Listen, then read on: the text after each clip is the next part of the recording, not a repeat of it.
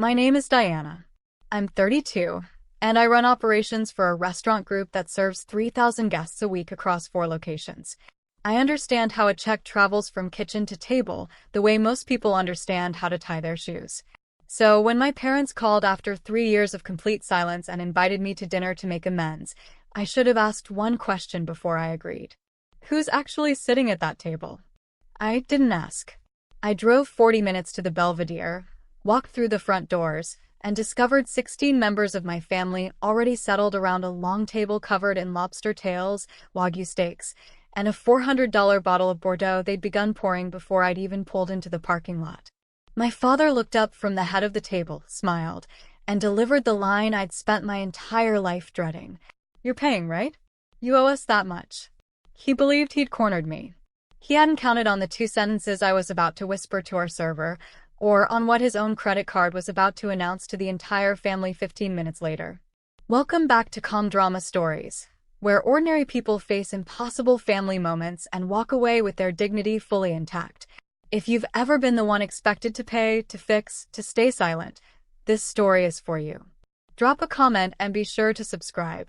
But let me go back a few weeks before that dinner. Before the parking lot full of cars I recognized. Before my father attempted to hand me a bill the size of a mortgage payment. I need to tell you who I was the morning that invitation arrived, because that's the version of me they were counting on, and the version I had already stopped being. I managed 4 restaurants. Not owned, managed. I built my way up from bussing tables at a steakhouse in Knoxville at 17, still smelling of fryer oil on the school bus the following morning. Hostess at 19, server at 21, floor manager by 24, regional operations director by 30. I'm not wealthy. I have a 2-bedroom condo that's paid off, a retirement account I never touch, and exactly 1 indulgence: sparkling water. Still or sparkling, that's what I order every single time I eat out. My staff considers it a quirk. It isn't. When you grow up covering everyone else's steak, you learn to keep your own tab small enough to walk away from without flinching. That morning, I was in my office reviewing a vendor contract for imported olive oil. The kind of Tuesday that makes you forget not everyone's life runs on spreadsheets and inventory pars. My phone buzzed. I glanced down and felt something cold settle behind my ribs. 3 years of silence. And there it was. A notification from the group chat I'd been removed from the day I became the family's villain. Family had added me back. I stared at that notification for a full minute before opening it. Family.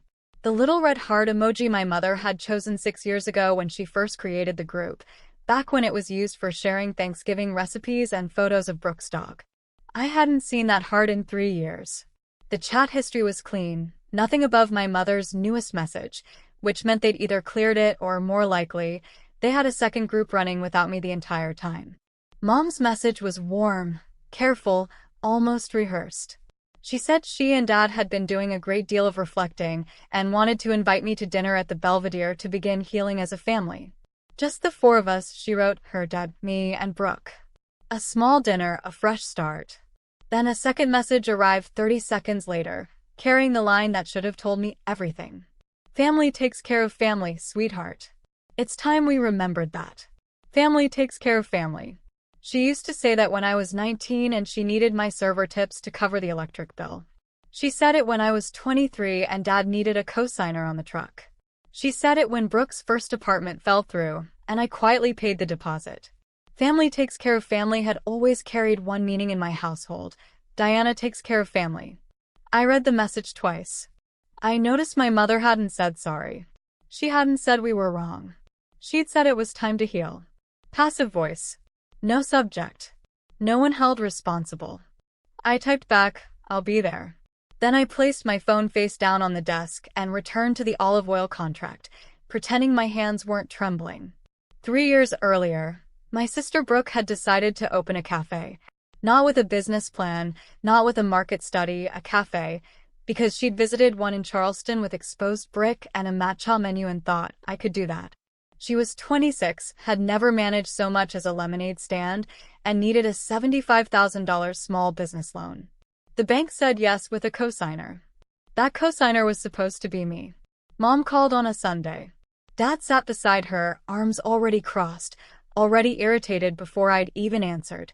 Brooke needed the loan. The cafe was her dream. I had strong credit, a stable income, and a long history of saying yes. Just sign the papers, Diana. I asked to see the business plan first. Brooke didn't have one. I asked about projected margins, lease terms, supplier contracts. Brooke looked at me as though I'd insulted her personally. Mom's voice went flat. She's your sister. You don't need a spreadsheet to love your sister. I said no. Not because I didn't love Brooke, I did. But I'd spent enough years inside the restaurant industry watching people pour their savings into concepts built on no foundation at all. I knew precisely what $75,000 of someone else's debt looks like at 3 in the morning when the cafe is dark and the loan payment is still due. Dad stood up. He pointed toward the door and said the words that closed it for 3 years. If you won't help this family, you're not part of it. I drove home. The following morning, I had been removed from family. No calls. No texts. For 3 years, I was the daughter who valued money more than her own sister. Here's the part that's difficult to admit. The silence nearly broke me. Not because they were right, I knew they weren't. But because I missed being needed. That's the real wound. And it took me 2 years and a therapist named Dr. Kwan to name it honestly. I had been the family's fixer since I was 17. My first paycheck went to groceries. My tax refund went to Mom's dental work. When Dad's transmission failed, I paid for the rebuild and told him it was covered under warranty because I knew he would never accept a handout from his 22-year-old daughter. When Brooke got married, I covered the florist, the photographer, and half the reception and smiled while Mom gave a toast about raising 2 strong girls. 2 strong girls. 1 bill. I didn't do it out of generosity. I did it because somewhere around the age of 15, I had learned that the fastest way to preserve the peace in my family was to ensure nobody had to ask twice. Ask once, Diana pays, everyone's satisfied, dinner stays quiet. I trained them. I taught my own parents that my wallet was a vending machine. Insert guilt. Receive payment. And when the machine finally read out of order, they didn't troubleshoot it. They unplugged it and walked away. So when Mom's message appeared after 3 years, family takes care of family. Sweetheart, I felt the old reflex ignite in my chest like a muscle I hadn't used in years. Go fix it. Pay whatever it costs. Make it quiet again. But I also heard Dr. Kwan's voice, steady as a metronome. You taught them you would always pay. That was your mistake to correct. You said, rewrite the script with very minor changing in excellent words and word quantity same. Not by paying more, but by stopping. My coworker just told me not to go. She sat across from me at lunch the day after the invitation arrived and said, Diana, this has ambush written all over it. And I remember laughing because Jess had never once met my family and she could read the situation more clearly than I could. My sous chef Marco said the same thing. Sister, don't. But I had already decided. Not because I believed them, not because I was expecting an apology. I wanted to sit across from my parents and find out whether 3 years had changed anything at all, or whether the silence had simply been a longer version of the same conversation we'd always had. The one where I was expected to listen, agree, and pay. I wanted closure, even if closure meant confirming the door was permanently sealed. There was something else too. And I'm going to be honest about it, because I think some of you will understand. I miss my mother. Not the mother who orchestrated. Not the one who kept score. The one who taught me to make cornbread in a cast-iron skillet when I was 9 and sang along with Dolly Parton while the butter melted. That mother hadn't called in 3 years either. But some nights I still heard the Dolly Parton. So I told Jess I was going. I told Marco I'd be fine. I told myself the same thing and nearly believed it. I set one rule, 1 dinner, civil, no money, and if something felt wrong, I would leave before dessert. I wrote it on a sticky note and pressed it to my steering wheel the morning of 1 dinner, then home. That sticky note was still there when I pulled into the Belvedere's parking lot and began counting cars. I dressed simply on purpose. Black slacks, a gray blouse I wear to vendor meetings, flat shoes. No jewelry except the small silver watch I'd bought myself the year I made regional director. Not to impress anyone, but because I'd earned it and it kept good time, and that felt like enough. I didn't want to walk into the Belvedere looking like I was performing. My family already believed I flaunted my success. The truth was, I drove a 9-year-old Honda and meal prepped on Sundays like half of America. The drive took 40 minutes. I played no music. My hands stayed at 10 and 2. Somewhere around the highway merge, my stomach began to tighten in a way I recognized. The same sensation I get when a walk-in cooler fails on a Friday night and I already know the next 6 hours are going to be brutal. Instinct. My body understood something my brain was still negotiating with. I almost turned around at the exit ramp. Almost. But I thought about that cornbread. I thought about Dr. Kwan's voice. And I kept driving. The Belvedere sat at the end of a strip of shops I hadn't visited in years. The expensive side of town, the kind of place where the parking lot is professionally landscaped and the hostesses dress entirely in black. Dad's truck was in the third row.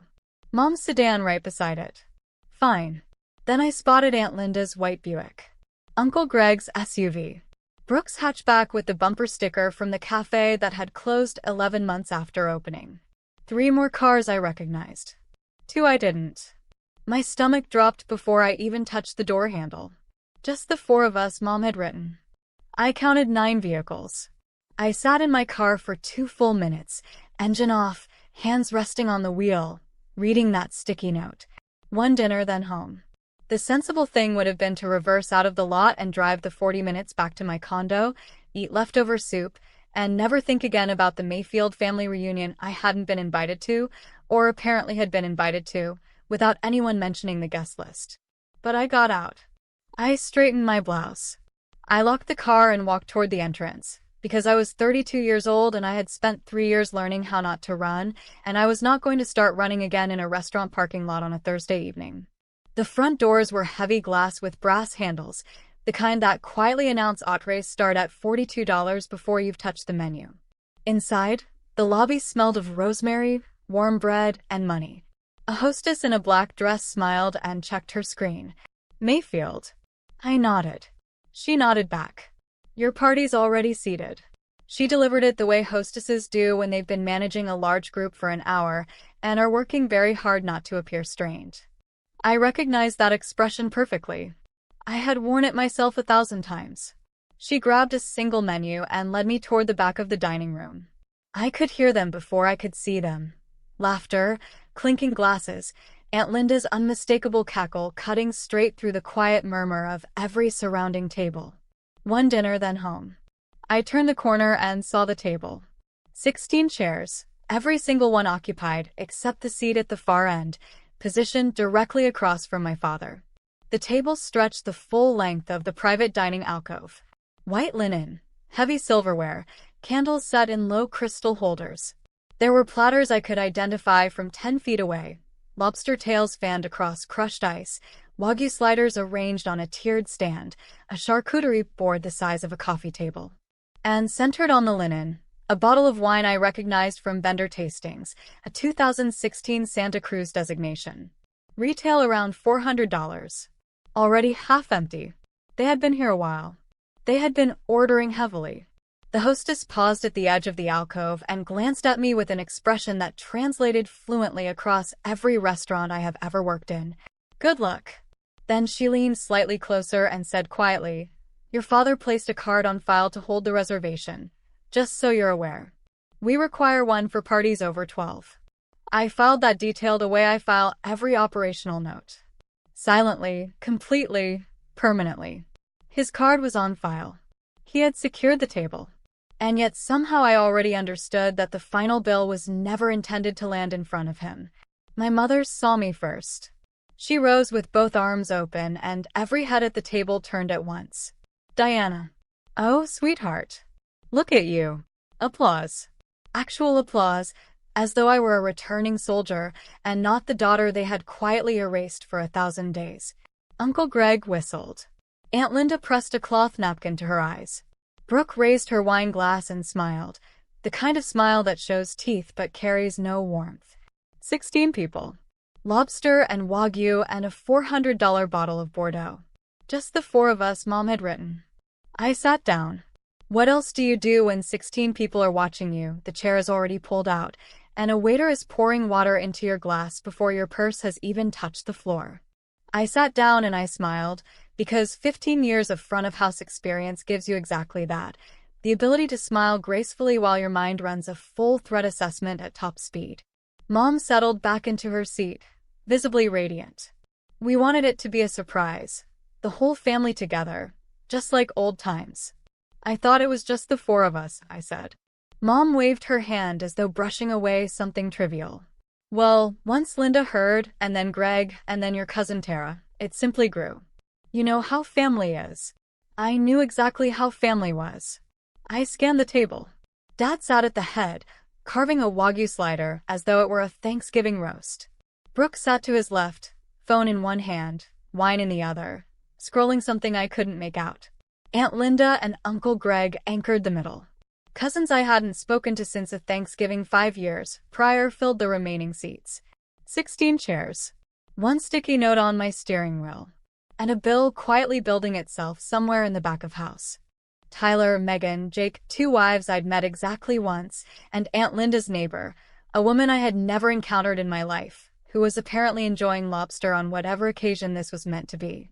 The wine was flowing freely. The platters were half demolished. They had been seated at least an hour before I arrived, and they had ordered everything on the menu that didn't require a second mortgage. Mom leaned across and squeezed my hand. See, family takes care of family. There it was again. The same 5 words, delivered in the same warm packaging, aimed at the same target. I squeezed back and said nothing. I was counting plates. My father is the kind of man who orders for the table, not asks, orders. He waved the waiter over, a young man barely out of his teens who looked like he was running purely on caffeine and anxiety, and rattled off additions without so much as glancing at a menu. Another round of lobster tails, 2 more Wagyu plates, and another bottle of that Bordeaux. The GR, the good one, he said. Loud enough for the tables on either side of us to hear.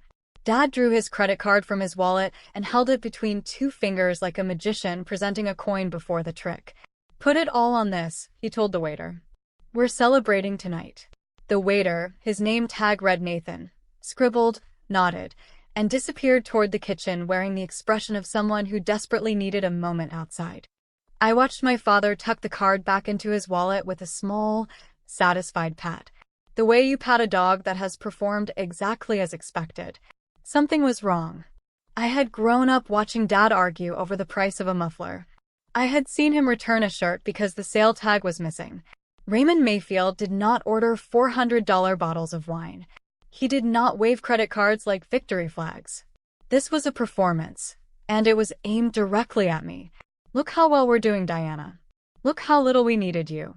Except the truck in the parking lot was the same one from 5 years ago, with a dent in the rear quarter panel he'd never had repaired. And Mom's handbag, the Coach purse she'd carried since I was in high school, sat on the chair beside her with a cracked strap held together by a safety pin. They were performing. I simply didn't know the price of admission yet. The small cuts began around the second bottle. Aunt Linda leaned across Uncle Greg and said, Must be nice running all those fancy restaurants while the rest of us clip coupons. She laughed when she said it, the way people laugh when they want you to understand they are entirely serious. Cousin Megan asked whether I ever felt guilty living so comfortably while my parents were going through a rough patch. I hadn't known about any rough patch.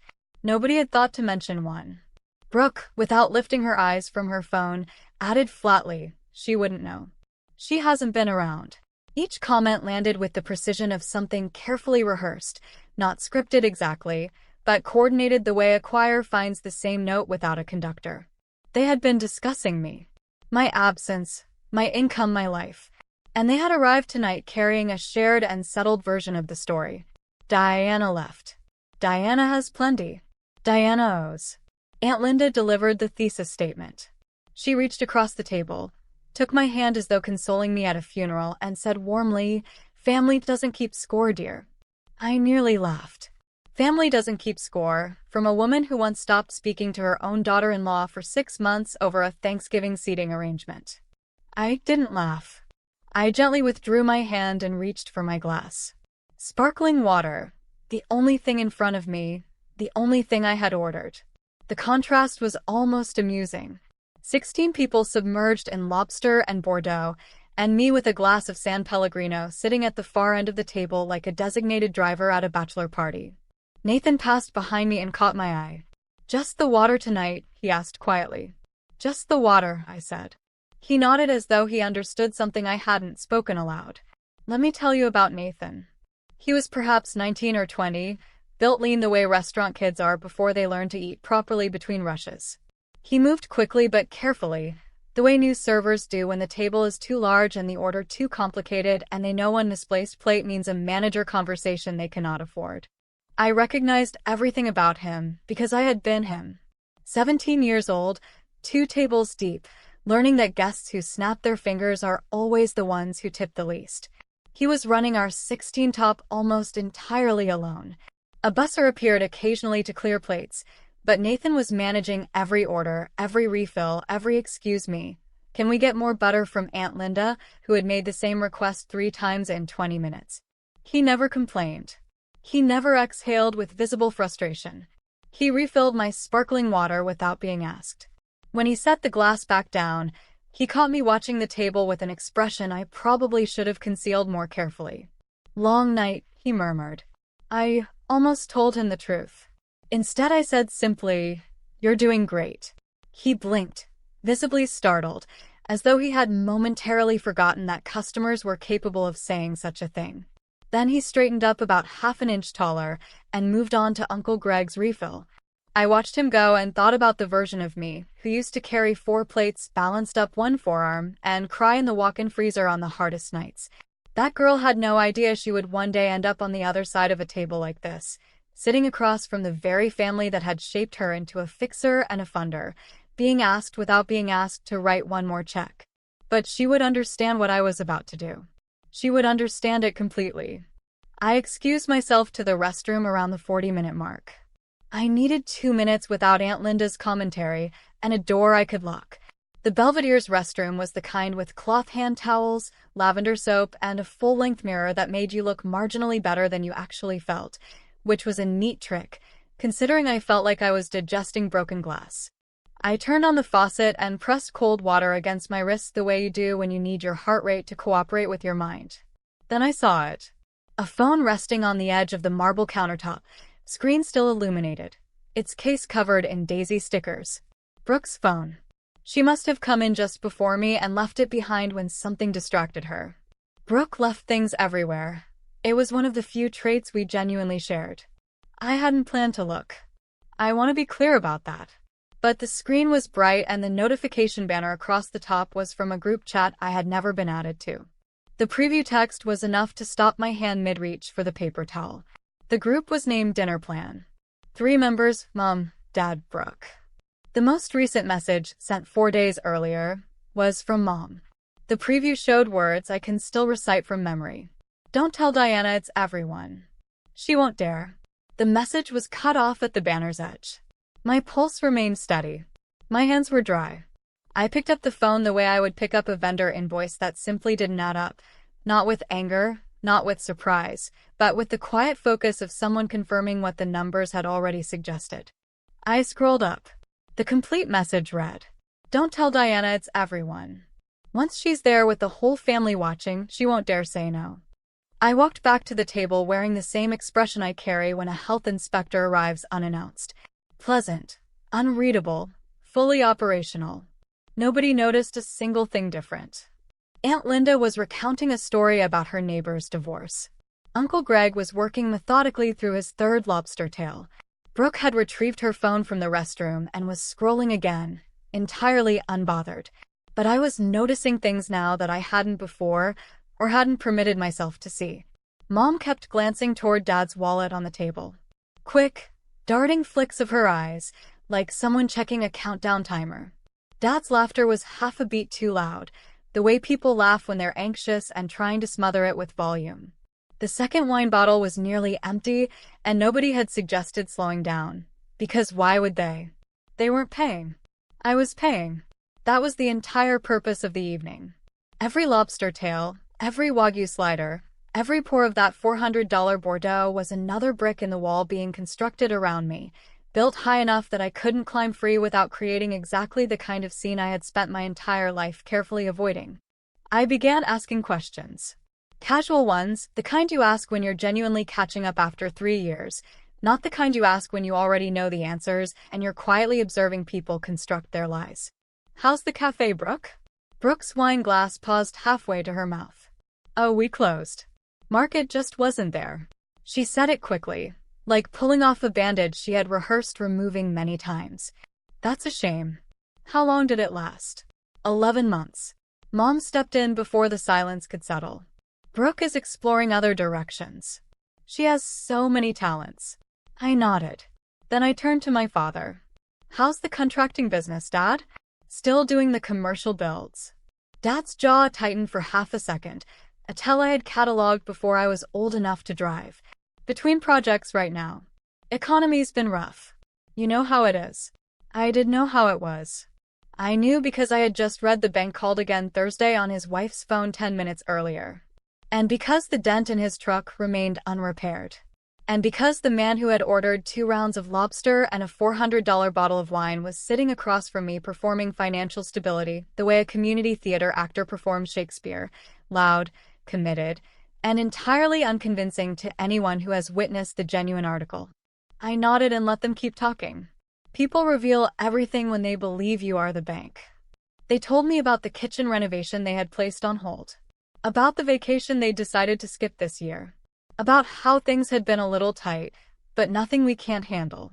Every sentence was a window into a house I could now plainly see was burning, while everyone stood on the lawn insisting the smoke was from a barbecue. The pressure began building the way it always does in my family, not through a direct request, but through a current. Small comments nudging steadily in one direction, casual enough to deny, coordinated enough to corner. Aunt Linda sighed and said, "It must be so deeply rewarding, doing well for yourself like that. Some of us aren't so fortunate." Cousin Tyler, whom I hadn't spoken to since Obama's second term, offered, "Yeah, Diana, you really landed on your feet. That's awesome." Even Uncle Greg, who typically communicates exclusively through sports metaphors, managed "You hit a home run out there, kid." Each compliment was a brick. Each brick pointed the same direction. You have money. We see it. And we are reminding you, in front of witnesses. Mom conducted from the center of the table like a musician who had memorized every measure of the score. A nod to Linda, a smile toward Tyler, a measured hand on Dad's arm when he began to speak a moment too soon. She was skilled. She had always been skilled. I used to believe my mother was simply a warm woman who loved hosting. Now I understood she was a seasoned project manager with a 20-year track record, and her most significant deliverable was sitting at the end of the table drinking sparkling water. The dessert menus arrived. Aunt Linda ordered creme brulee without glancing at the price. Brooke requested the chocolate soufflé, which required 20 minutes of advanced preparation, meaning she had placed the order before I had even taken my seat. Of course she had. They were running up the tab the way you run up a tab when someone else is settling it. Without a ceiling, without hesitation, without a single glance at the right-hand column of the menu. My sparkling water had been reduced to ice. It was Brooke who fractured the surface. She had finished 3 glasses of Bordeaux by then, enough to erode whatever filter she normally maintained between her thoughts and her mouth, which had never been especially substantial to begin with. She leaned across the table, glass in hand, and grinned at me as though we were sharing a private joke. "Relax, big sister. It's just dinner. You can afford it." I set my water glass down. "Afford what?" "This." She gestured broadly at the table. The platters, the wine, the 16-place settings, the creme brulee and chocolate soufflé, currently being prepared in a kitchen that had no idea it was catering a carefully orchestrated shakedown. "We ordered the good stuff since you're treating." She said it so casually. "Since you're treating," as though it had been resolved in a meeting I wasn't invited to. Which, of course it had. The table fell quiet for approximately 3 seconds. That doesn't sound like very long, until you are the one sitting inside it. Mom shot Brooke a look that said too early, and Brooke shrugged the way someone shrugs when they've knocked over a vase they have no intention of picking up. Uncle Greg studied his lobster intently. Aunt Linda suddenly found her napkin deeply fascinating. Dad cleared his throat. The silence stretched long enough for Nathan to arrive with a fresh bottle of sparkling water and set it carefully beside my glass, and for me to recognize 2 things simultaneously. First, that Nathan was the only person at this table who had poured me something without expecting anything in return. And second, that Brooke had just confirmed aloud what every single person in this room already understood. I was the mark. This entire dinner was a carefully constructed heist, and every lobster tail on that table was evidence. What happened next was an accident, and I almost felt sorry for Cousin Megan when it landed. She was attempting genuine conversation, I believe, because Megan was the one family member who had sent me a birthday text during the second year of the silence. A brief thinking of you that I had never answered and still felt quietly guilty about. So, Diana, Mom said you got a big promotion. Something about running a bunch of restaurants now. I kept it straightforward. Regional Operations Director. 4 locations. Megan nodded, genuinely impressed. That's incredible. Like, you're responsible for all of it. Staffing, vendors, compliance, financials, everything from the loading dock to the check. I said it the way I would say it in a business meeting.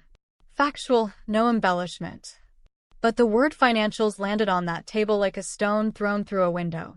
Aunt Linda's fork stopped midair. Uncle Greg looked up from his plate for the first time in 10 minutes. Brooke's scrolling thumb went completely still. Even Dad shifted in his chair, reassessing, recalculating. They had known I was successful. They had constructed their entire evening around the assumption that I was successful enough to pay. But hearing it, the scope, the authority, the precise specificity of what I actually did, was an entirely different thing from simply assuming it. They had pictured me as a well-compensated waitress who had gotten fortunate. They had not pictured someone who could read a profit and loss statement faster than they could read a menu, who managed vendor contracts worth more than their mortgage, who knew, down to the last detail, exactly what 16 lobster tails and 2 bottles of the good Bordeaux cost before the check had ever been printed. The table recalibrated. I could feel it occurring like a shift in barometric pressure. The power hadn't transferred yet, but it had loosened. Dad waited until dessert. He was deliberate about it. I will give him that much. The soufflé had arrived. The crème brûlée had been cracked. The second bottle of Bordeaux sat upside down in the ice bucket.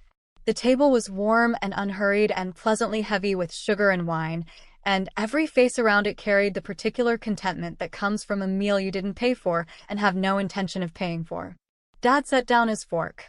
He folded his hands on the edge of the table, a gesture I had watched him make before signing contracts, before delivering Thanksgiving speeches, before telling me at 23 that he needed a co-signer. Just this once. He looked at me, not unkindly, not cruelly, with the precise expression of a man who is entirely convinced he is being reasonable. Diana. He smiled. You're paying, right? You owe us that much. 5 words. You owe us that much. 16 people heard them. Nathan, refilling Aunt Linda's coffee just behind me, heard them. The couple at the neighboring table, pretending with great effort not to listen, heard them. My mother nodded. My sister smirked. My aunt reached for another pat of butter as though the matter had already been resolved. You owe us 3 years of silence. And not one person at that table had said they were sorry, or that they had been wrong, or that they had missed me for any reason beyond my available credit. You owe us that much. I looked at my father across a table buried under the wreckage of a meal I hadn't ordered, surrounded by a family I hadn't been told was coming, holding a glass of water I had poured for myself, and I felt something I had not anticipated. Relief. Because the decision I had been afraid to make had just been made for me. I didn't respond immediately. I have learned through years in this industry that silence accomplishes far more than words in a room full of people who are accustomed to being agreed with. 3 seconds. 5. The kind of silence that makes 16 people shift in their seats and reach for their water glasses and suddenly discover something fascinating to examine on the wall behind you. For 15 years, I had paid so that no one would make a scene. I had settled every check, co-signed every loan, covered every deposit, every dental bill, every florist invoice, because the cost of saying no was a room precisely like this one, filled with watching, expectant faces. Filled with the unspoken understanding that Diana's love was denominated in dollars, and Diana's cooperation was purchased with compliance. 15 years. Thousands of dollars. And the price of admission into my own family had just been announced to the dining room at roughly $80 a plate, plus wine, plus lobster, plus the particular surcharge that comes with being the child they only contact when something requires funding. I looked at my father's hands, still folded, still steady. I looked at my mother's expression, still warm, still performing. I looked at Brooke, who was already scrolling again, because as far as she was concerned, this had already been decided. I looked at Nathan, standing quietly at the service station, watching with the careful attentiveness of a young man who understands that something significant is unfolding at his table, though he isn't entirely certain what. Then I looked at my sparkling water, half full, catching the candlelight like a small and quiet promise I had made to myself. I placed my napkin on the table. I smiled. "Let me go take care of things," I said and stood up. Mom exhaled. Aunt Linda pressed a hand to her chest. Dad unfolded his hands. Every single person at that table believed I was going to pay. Here's the thing. 15 years behind a host stand teaches you one fundamental truth. The person who controls the check controls the room. My family believed they controlled it. They had selected the restaurant, set the table, choreographed the menu, assembled the audience, and delivered the demand. They had 16 people, 2 empty bottles of wine, and 3 years of accumulated pressure working in their favor. I had 2 sentences and a waiter named Nathan. If a quiet boundary has ever altered the entire course of your life, if you've ever walked into a room where every single person expected you to fold and you didn't, hit subscribe. You'll want to see how this one lands. I didn't walk toward the front register. I walked toward the service station at the back of the dining room, where Nathan was organizing check presenters and a floor manager named David was reviewing a kitchen ticket. David wore the standard uniform, black shirt, black tie, earpiece, and carried the composed, unshakable expression of a man who had been in the industry long enough to handle whatever approached him. I approached him. "Excuse me, David." He turned, professional smile already in place. "How can I help?" I kept my voice low. Not dramatic, not conspiratorial. Simply the measured volume you use in this industry when you're managing something that doesn't require the dining room's attention. Nathan stood just beside him, listening, eyes alert, tray balanced against his hip. Both of them looked at me the way restaurant professionals regard someone who clearly speaks their language, with immediate, focused, unhesitating attention. I said 2 sentences. "I'm not the host, and I won't be covering this table tonight. Please bring the full check to the gentleman at the head of the table, the one whose card is already on file for the reservation." David blinked once. He glanced at Nathan, then back at me. "And one more thing, please split just my sparkling water onto a separate check and add 30% to mine for your team. You've all earned it tonight." Nathan's eyes widened slightly. David studied me for 3 full seconds, reading the situation the way a seasoned floor manager reads every situation, quickly, thoroughly, and without judgment. Then he nodded. "Done." That was it. No pushback, no hesitation, no "Are you sure, ma'am?"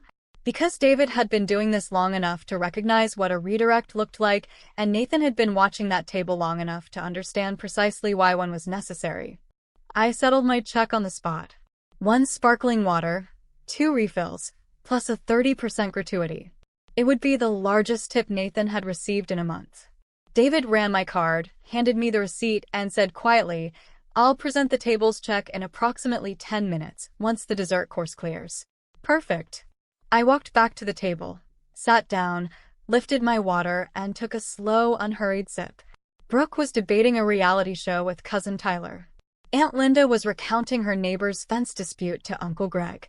Mom was watching me with the careful attention of someone who believes the bill has already been handled. Dad was leaning back, arms folded, thoroughly satisfied.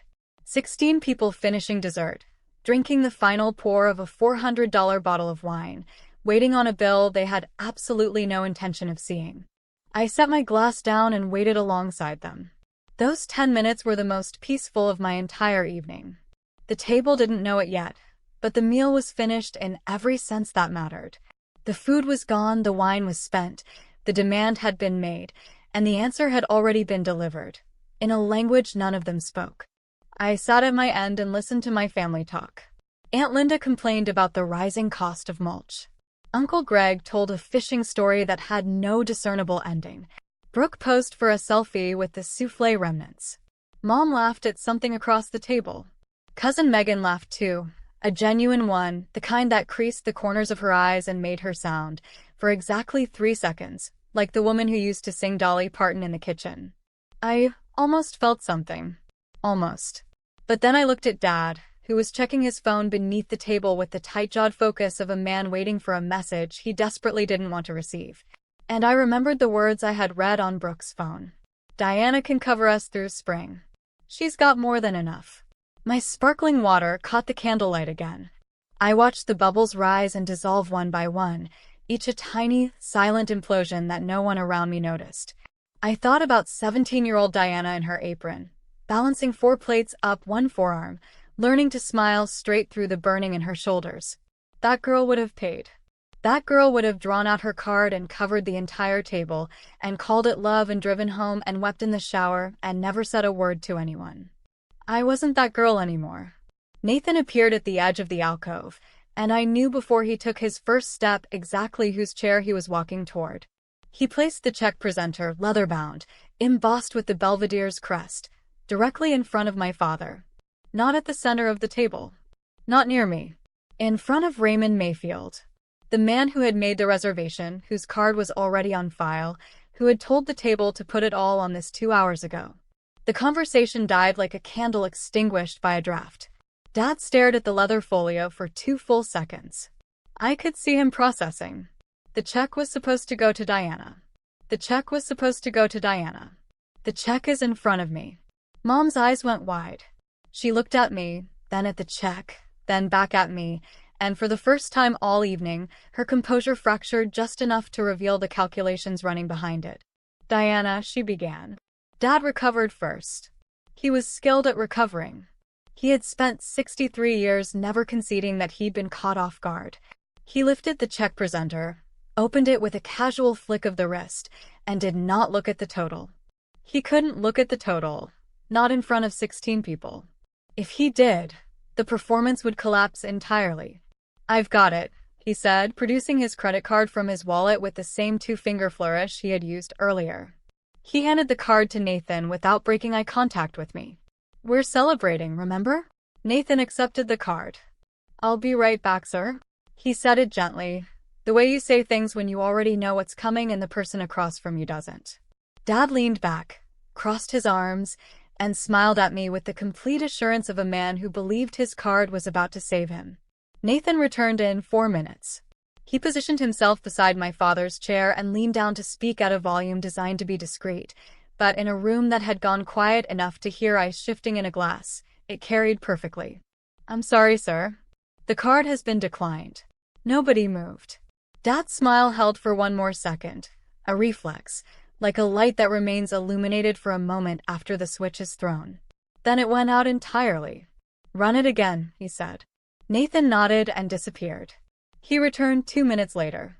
Same posture, same measured voice. I'm sorry, sir. It's still not going through. Would you like to try another card? Dad reached for his wallet. His fingers moved through the slots. 1 card, then another, then a third he extracted from behind his driver's license like a final round in a chamber he'd forgotten he'd loaded. He handed it to Nathan. The table was absolutely silent. 16 people. Not a fork moving, not a glass being lifted, not a murmur of conversation. Just the sound of Raymond Mayfield's 63 years of pride compressing itself into a wallet he couldn't close quickly enough. Nathan returned a 3rd time. He didn't need to speak.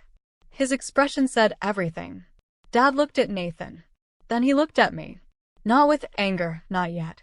With the raw, unguarded expression of a man who has just understood, in front of every person who matters to him, that the safety net he had been counting on was no longer there, and the ground below was precisely as unforgiving as he had always feared. He looked at me the way you look at a lifeboat that is already pulling away from the hull. I lifted my sparkling water, took a slow sip, and set it back down. I don't owe you. I never did. Dad's chair scraped back against the hardwood with a sound like tearing fabric. Diana. His voice was low, controlled, trembling at its edges. What did you do? I didn't do anything, Dad. Your card was declined. That's between you and your bank. You were supposed to, he stopped himself. But not quickly enough. The unfinished sentence hung in the air, fully visible to everyone seated at that table. You were supposed to pay. Mom began crying, not the quiet, private kind. The performative kind, with audible gasps and deliberate dabbing, and enough volume to draw sympathetic glances from the tables nearby. After everything we've done for you, after I carried you, how could you sit there and... What did you do for me, Mom? My voice remained level.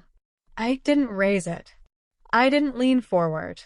I stayed in my chair, both hands resting calmly around my water glass. Tell me, in front of everyone, what exactly did you do for me in the last 3 years? Brooke slammed her palm on the table. This is so typical.